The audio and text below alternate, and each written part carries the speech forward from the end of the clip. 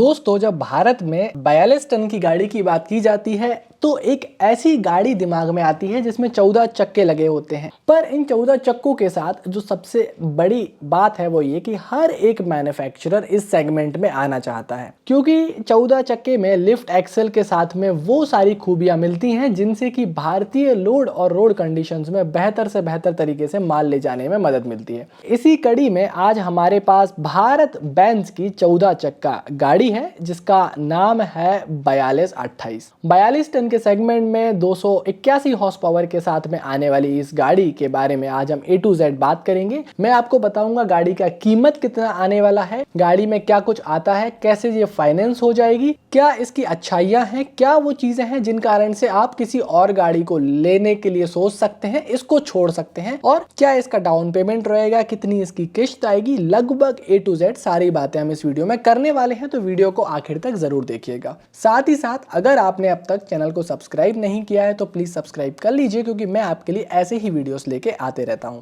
शुरू करते हैं सामने के लुक्स के साथ में। सामने की तरफ जो हमारे दो मॉडल्स इसमें आते हैं तो उसमें से ये टॉप मॉडल है। टॉप मॉडल में आपको नीचे की तरफ काला बम्पर नहीं सफेद बम्पर मिलता है। ऊपर की तरफ पॉलीकार्बोनेट या फिर कहें फाइबर की ग्रिल आपको देखने को मिल जाएगी। बाकी कंपनियों में ये मेटल की आती है और यहाँ पे भारत बेंज की बेहतरीन ब्रांडिंग आपको देखने को मिलेगी। बीच में भारत बेंज का लोगो इस ग्रिल के ऊपर अच्छा लगता है और कहीं ना कहीं इसका कैलिब्रेशन भी ठीक है। अगर साइड से देखने की बात करें तो भारत बेंज में जो ग्रिल है वो काफी फंक्शनल है। हनी कॉम्ब पैटर्न में आती है, एक मैश्ड पैटर्न में आती है और हवा वगैरह यहाँ से बेहतर तरीके से जाती है। साइड में एरोडायनेमिक एफिशिएंसी के लिए जो फ्लैप्स लगाए गए हैं वो भी बहुत बढ़िया हैं और ये फंक्शनल है, यानी कि काम करते हैं। पैनल गैप्स वगैरह एक कमर्शियल व्हीकल में शिकायत करना उतना बेहतर नहीं होगा, इसलिए यहाँ पे कोई शिकायतें नहीं है। अच्छी तरीके से पैनल गैप्स को भी भारत बेंज ने मेंटेन किया है, हम कह सकते हैं। साइड के डोर पे अगर आप बात करें तो पेंट क्वालिटी, चूंकि सिर्फ सफेद कलर में ही ये गाड़ी आती है, बाद में आप चाहें तो इसको अलग अलग पेंट्स में पेंट करा सकते हैं, अच्छी लगती है। बम्पर की पेंट क्वालिटी और बॉडी की पेंट क्वालिटी लगभग बराबर है और एक जैसी है। टिल्टेबल केबिन होने के कारण बॉडी और बम्पर में हल्का सा गैप आपको देखने को मिलता है।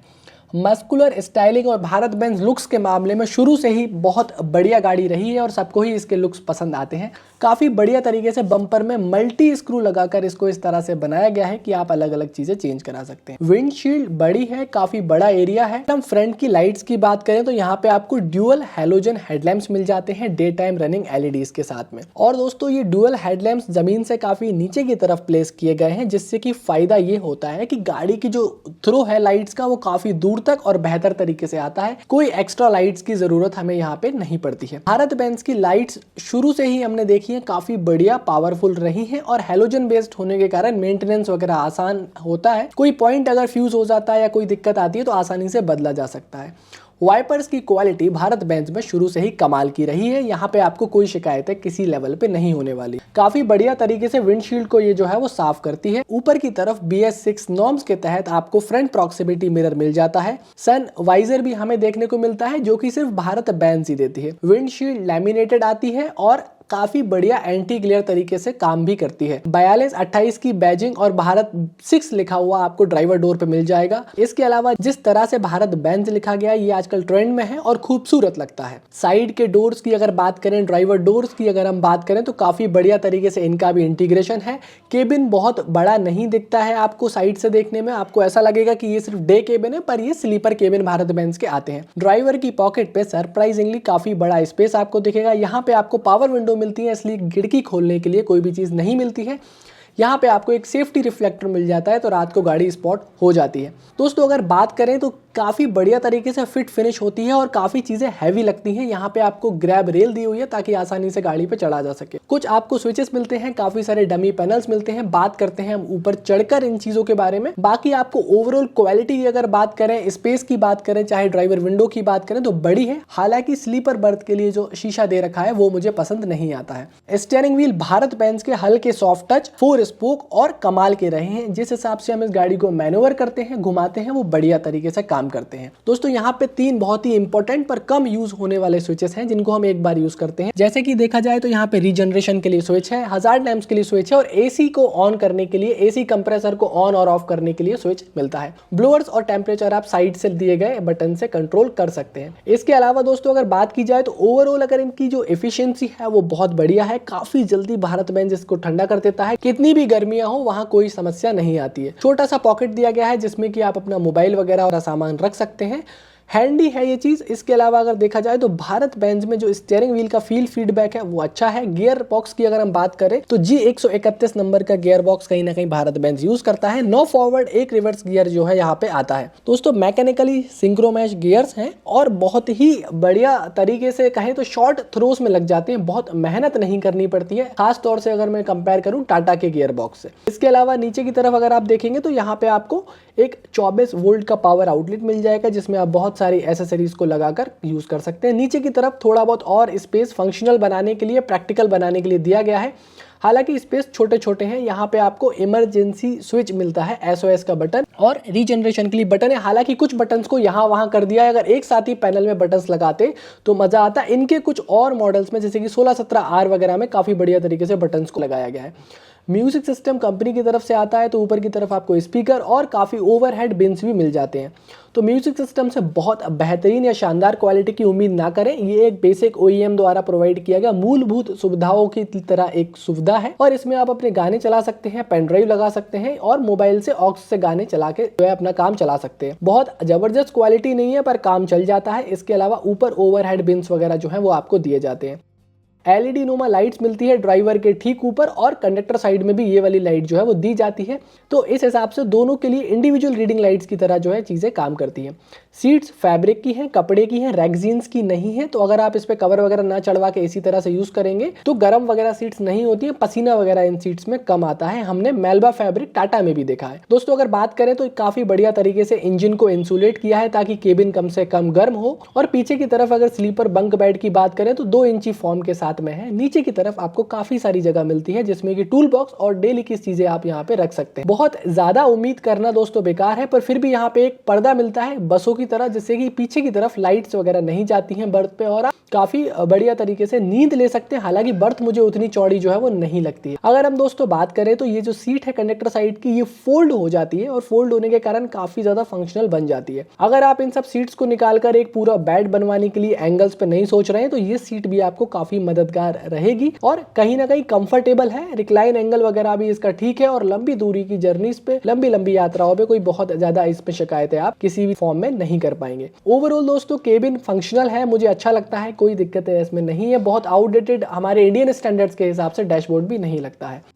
अगर नीचे के पेडल्स की बात करूं तो बिल्कुल कार की तरह है, बहुत ही कम ट्रेवल है और सारे के सारे किसी ना किसी इलेक्ट्रॉनिक फोर्स से तैयार होते हैं। तो आपको सिर्फ यहाँ पे फीडबैक देना होता है। हैंड ब्रेक घुटने के पास में मुझे बहुत ज्यादा पसंद तो नहीं है, पर ड्राइवर की रीच में होने के कारण अच्छा लगता है। इंस्ट्रूमेंट क्लस्टर के ऊपर मैंने बहुत डिटेल में वीडियो बनाया है, 16-17 मिनट का वीडियो वहाँ है। मैं ऊपर लिंक देता हूँ आई बटन में, आप वहाँ जाकर जो है इसको देख लें कि इसमें क्या सारी चीजें आती है। बुनियादी तौर पे, बेसिक तौर पे बताऊं तो आपको ऊपर की तरफ कुछ वार्निंग इंडिकेटर्स, जैसे कि पार्किंग में गाड़ी है या फिर आप इंडिकेटर दे रहे हैं, वो सारी चीजें। बीच में आपको एक मल्टी इन्फॉर्मेशन डिस्प्ले या MID मिलती है जिसका सिर्फ ऑरेंज कलर में ही जो है मिलती है। ये कलर मुझे थोड़ा सा पसंद पता नहीं क्यों नहीं है, मेरी पर्सनल चॉइस है। साइड में अगर देखा जाए तो आपको स्पीड के लिए मिलेगा, नीचे की तरफ आपको एड ब्लू और डीजल जो है एक साथ ही दिख जाता है। इसके अलावा दोस्तों MID को कंट्रोल करने के लिए बटन्स दिए गए हैं, ये आपको उल्टे हाथ या लेफ्ट हैंड की तरफ मिलेंगे। इनमें जो है आप काफी सारी चीजें जो है वो चेक कर सकते हैं। यहाँ पे दोस्तों लिफ्ट एक्सेल के लिए और डिफरेंशियल जैसी चीजों के लिए यहाँ पे चीजें जो है वो मिलती हैं। यहाँ से आप टॉगल कर सकते हैं आपकी MID को, जैसे कि ट्रिप A से ट्रिप B में जाना है, मीटर को रीसेट करना है, टाइम वगैरह सेट करना है, बहुत सारे पैरामीटर्स के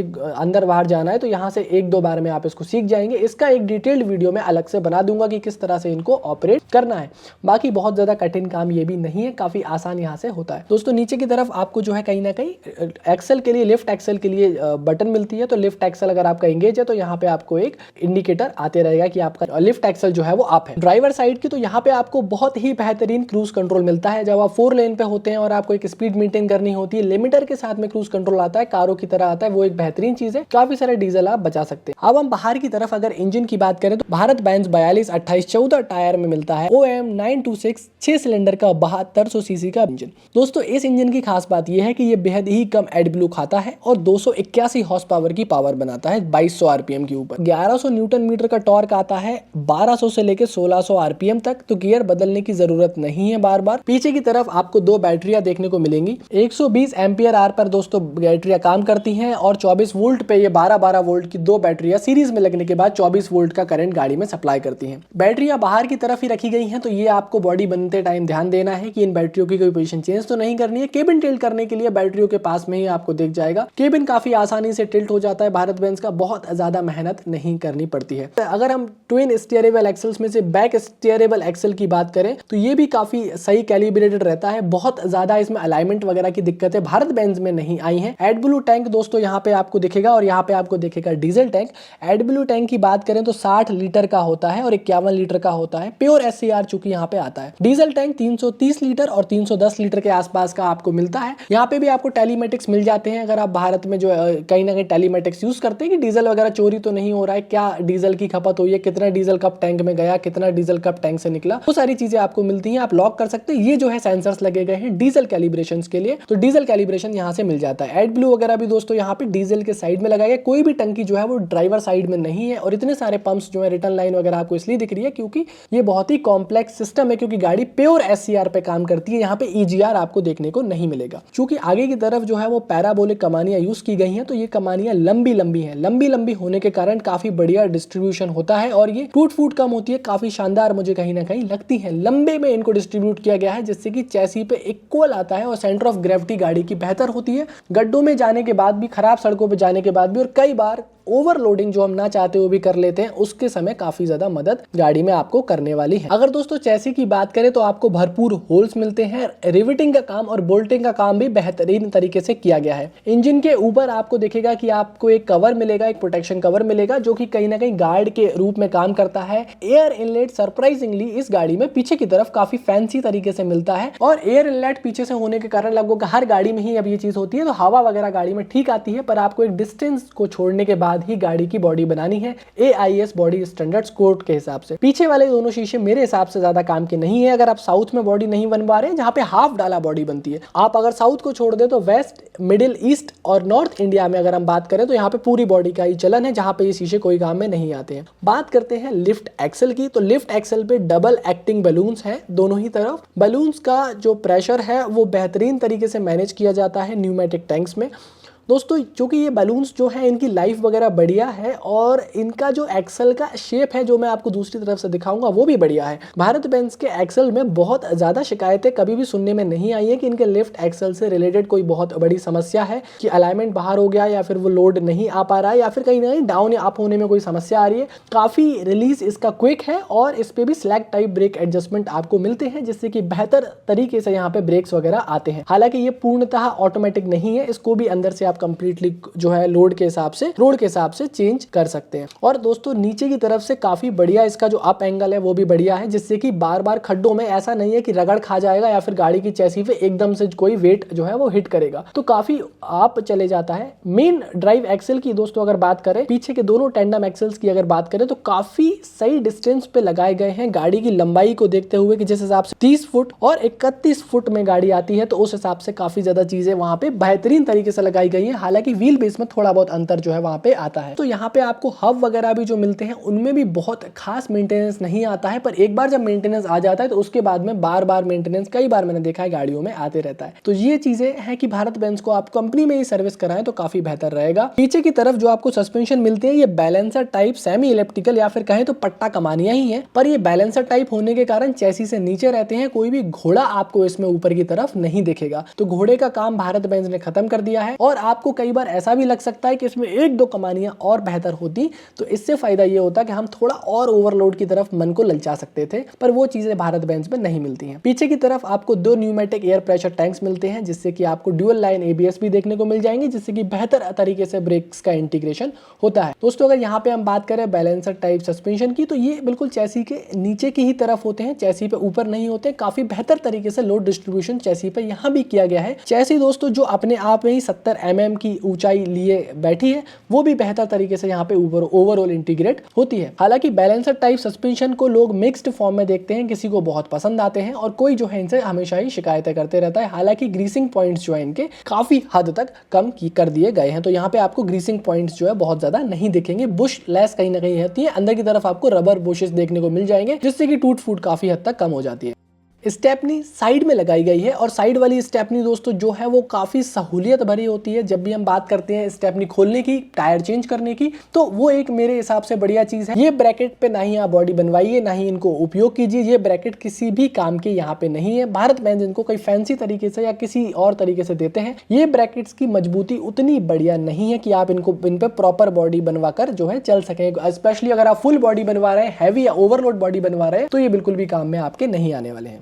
कि अब हर गाड़ी में एलईडी लाइट्स आ रही हैं, यहाँ पे इंडिकेटर, बैक लाइट, रिफ्लेक्टर और ब्रेक लाइट्स होते हैं, तो ये अच्छे ही लगते हैं, काफी दूर से विजिबिलिटी आती है। हालांकि इनको इस तरह से आप लगवाइए कि गाड़ी में जो लाइटें हैं वो चोरी ना हो जाए, क्योंकि लाइट चोरी होने की बहुत ज्यादा घटनाएं मुझे सुनने में आ रही है। भारत बेंज की पीछे से ब्रांडिंग मुझे अच्छी लगती है और बम्पर जो है वो प्लेन व्हाइट कलर का आता है, कोई पेंटेड बम्पर नहीं आता है, तो बॉडी के कलर में आप इसको पेंट करा सकते हैं। मजबूती बम्पर में भारत बेंज ने कोई कसर नहीं छोड़ी है, ठीक से ठाक मजबूती आपको वहां पे भी देखने को मिल जाती है। दोस्तों अगर बात करें चैसी की, तो चैसी 286/78 mm मोटी आती है। HSSE 500 नंबर इस चैसी का कोड है और ये चैसी के साथ में कोई शिकायतें नहीं आई हैं। अगर आप गलती से भी चैसी बढ़वाने का सोच रहे हैं तो वो बिल्कुल ना सोचे, क्योंकि भारत बेंज इसको लेके काफी स्ट्रिक्ट भी है। और चैसी जो है आपको ना ही तो पूरी 32 फुट मिलती है, ना ही पूरी 30 फुट, या तो आपको 28 फीट मिलेगी, या फिर 30.2 फीट मिलेगी, या फिर आपको 31.3 फुट की जो है चैसी आपको अलग अलग फॉर्म में मिलती है। पर आपको एक चीज को ध्यान देना है कि सारी चीजें चैसी के अंदर इंटीग्रेट की गई है और ऊंचाई ज्यादा होने के कारण काफी बेहतर तरीके से ये चैसी जो है वो बिहेव करती है और एक लॉन्ग लास्टिंग रहती है। चैसी से जुड़ी हुई समस्या नहीं आएगी, पर इसको किसी भी फॉर्म में आप एक्सटेंड कराने की ना करें, अदरवाइज आप बहुत ज्यादा जो है फंस जाने वाले हैं। तो जैसी चैसी कंपनी से आ रही है वैसी के साथ ही काम करें और वारंटी के बारे में भी ख्याल रखें। भारत बेंज पीछे के बम्पर्स हमेशा ही जो है बेहतरीन आए हुए हैं। दोस्तों अगर हम लास्ट एक्सेल की बात करते हैं, डमी एक्सेल की बात करते हैं, तो यहाँ भी आपको फुल साइज के एयर ब्रेक्स देखने को मिल जाते हैं। चैम्बर बड़े हैं और काफी बढ़िया ब्रेक बाइट लास्ट तक आती है। तो गाड़ी जो है बरसात के टाइम पे भी, बारिश के टाइम पे भी, मॉइस्चर जब एनवायरनमेंट में ज्यादा होता है उस वक्त भी काफी बढ़िया तरीके से ब्रेकिंग करती है। चूंकि सरकारी नियम है तो अब anti lock braking system ABS आते हैं। अगर हम मेन ड्राइव एक्सल की दोस्तों बात करें तो ड्राइव एक्सल जो है वो काफी बेहतरीन तरीके से है। इसका रियर एक्सल जो रेशियो है वो भी बहुत बढ़िया है। सारे कंपोनेंट्स जो भी हैं वो चैसी के अंदर लगाए गए हैं, जिससे कि गाड़ी को कहीं ना कहीं सहूलियत होती है, पर मेंटेनेंस करते वक्त इनमें थोड़ी सी शिकायतें आती हैं कि गाड़ी में अंदर की तरफ कैसे जाया जाए। खास तौर से लोकल मैकेनिक के लिए नीचे गाड़ी के जाकर काम करना उतना सहूलियत भरा नहीं होता है। नीचे की तरफ मैंने आपको बताया था कि लिफ्ट एक्सल जो है उसकी शेप थोड़ी सी अजीब सी है, जो कि काफी हद तक एडजस्टेबल है और इससे कोई शिकायतें आपको कहीं भी देखने को नहीं मिलेंगी। और ये बैलेंस्ड और अलाइन भी काफी बढ़िया तरीके से रहता है। यहाँ पे दोस्तों भारत बेंज का प्योर एससीआर सिस्टम लगाया गया है। लगभग 60 लीटर के एडब्ल्यू टैंक से ये प्योर एससीआर जो है वो काम करता है। हालांकि मेरा ये मन था कि एडब्ल्यू सिस्टम को उस तरफ गाड़ी के लगाकर डीजल टैंक और एडब्ल्यू टैंक को कंडक्टर साइड लेके आना चाहिए था। पीछे वाले दूसरे स्टीयरेबल एक्सल के लिए, ट्विन स्टीयरिंग एक्सल के लिए पंप जो है वो कॉमन है। एक ही पंप से जो है कहीं ना कहीं एक्चुएशन होता है, तो बेहतर तरीके से स्टीयरिंग जो है वो कैलिब्रेटेड रहती है। गाड़ी बहुत ज्यादा यहाँ वहां नहीं भागती है। मुड़ने में भी मदद मिलती है। दोनों स्टीयरिंग होने से 42 टन की 32 फुट लंबी गाड़ी में इन चीजों की जरूरत भी पड़ती है। फ्रंट में अगर सस्पेंशन की बात करें तो पैराबोलिक लीफ स्प्रिंग सस्पेंशन आती हैं और 2 हाइड्रोलिक शॉक एब्जॉर्बर्स भी आपको यहाँ पे मिलते हैं, जो कि इंडस्ट्री में काफी बढ़िया है और कोई शिकायतें यहाँ पे भी हमको नहीं होती हैं। गाड़ी के ग्रॉस व्हीकल वेट की बात करें तो 42,000 किलो या फिर 42 टन का आता है और इसमें आप उम्मीद कर सकते हैं कि 30 से 32 टन पेलोड आप इसमें गाड़ी में लेके जा सकते हैं बॉडी बनने के बाद। अब काफी बात आती है कि माइलेज क्या देती है गाड़ी। तो दोस्तों अगर हम भारत बेंज 42-28 के माइलेज की जब बात करते हैं BS6 में, तो गाड़ी 3 से लेकर 4 के बीच में माइलेज देती है लोड और रोड कंडीशंस पे। अगर आप मान लीजिए एप्पल के अंदर या कोई ऐसी चीज़ में आप गाड़ी चला रहे हैं जिसमें कि आपको स्पीड बहुत ज़्यादा चाहिए, तो आप माइलेज को थोड़ा और कम मान सकते हैं। बाकी अगर आपका ड्राइवर ठीक है, स्टाफ ठीक है, तरीके से आप गाड़ी को चला रहे हैं, तो लगभग 3.5 के आसपास का माइलेज जो है आपको मिल जाता है। कीमत की दोस्तों अगर हम बात करें तो लगभग 45 लाख रुपए की ये गाड़ी जो है वो एक्स शोरूम प्राइस की गई है। 45 लाख रुपए जो है दोस्तों गाड़ी के लिए थोड़े से ज्यादा लग सकते हैं, पर भारत बेंज के जो माइलेज है, जो माइलेज एफिशिएंसी है, उसके हिसाब से गाड़ी की कॉस्ट बाकी गाड़ियों के कंपैरिजन में जल्दी ही रिकवर हो जाती है। दोस्तों भारत बेंज ने चुपचाप 16 टायर का ट्रक भी जो है कहीं ना कहीं लॉन्च कर दिया है, तो 16 टायर ट्रक भी जो है आपको देखने को अब कहीं ना कहीं मिल जाएगा। तो मार्केट में काफी सारे ऑप्शंस अब आपको मिलते हैं। भारत बेंज की तरफ से भी 16 चक्का आने के बाद, हालांकि ऑफिशियली उन्होंने रिवील नहीं किया है, पर डीलरशिप चुपचाप जो है बुकिंग्स लेकर डिलीवरी देना शुरू कर दी है। अब अगर आप कहीं ना कहीं किसी ऐसी चीज के साथ में जा रहे हैं कि आपको गाड़ी लंबे रन के लिए लेना है और आपको कहीं ना कहीं रोड का डिस्टेंस कवर करना है, तो आप भारत बेंज 4228 की तरफ बिल्कुल जा सकते हैं। गाड़ी बेशक काउल में नहीं मिलती है, थोड़ी सी महंगी है, पर लंबे रन में मेरा ये मानना है कि अगर ठीक तरीके से चलाया, कोई बहुत बड़ी प्रॉब्लम इंजन के साथ में नहीं आती है, अगर आप कंपनी के सर्विस सेंटर पे ही हर बार सर्विस कराते हैं और बेहतरीन तरीके से जो है आप उसमें मेंटेन कर सकते हैं, आपकी कॉस्ट रिकवर हो सकती है और अच्छे तरीके से काम आती है। इसके अलावा बाकी सारी 42 टन वाली गाड़ियों का भी मैं वीडियो बनाने की कोशिश करूंगा। फिर कोशिश करेंगे कि 5 कंपनियों की गाड़ियों को एक साथ खड़ा कर उनका वीडियो रिव्यू आपको लेके जाया जाए, ताकि पता चले कि कौन सी गाड़ी जो है सबसे बेहतर इस सेगमेंट में है। अभी के लिए दोस्तों वीडियो में इतना ही। उम्मीद कर रहा हूं आपको वीडियो पसंद आया होगा। अगर वीडियो पसंद आए तो लाइक, शेयर और सब्सक्राइब आप कर सकते हैं। तब तक के लिए हेलमेट पहनिए, सीट बेल्ट पहनिए, सुरक्षित चलिए, इंश्योरेंस वक्त से पहले रिन्यू करा लीजिए और ट्रैफिक पुलिसमैन से कभी मत झगड़िए। मिलता हूं आपसे बेहद जल्द ऐसे ही किसी वीडियो में। और अगर आपने वीडियो को यहां तक देखा है तो प्लीज अपने व्हाट्सएप स्टेटस पे और अपने दोस्तों के साथ में शेयर जरूर कीजिए। नमस्कार, जय हिंद।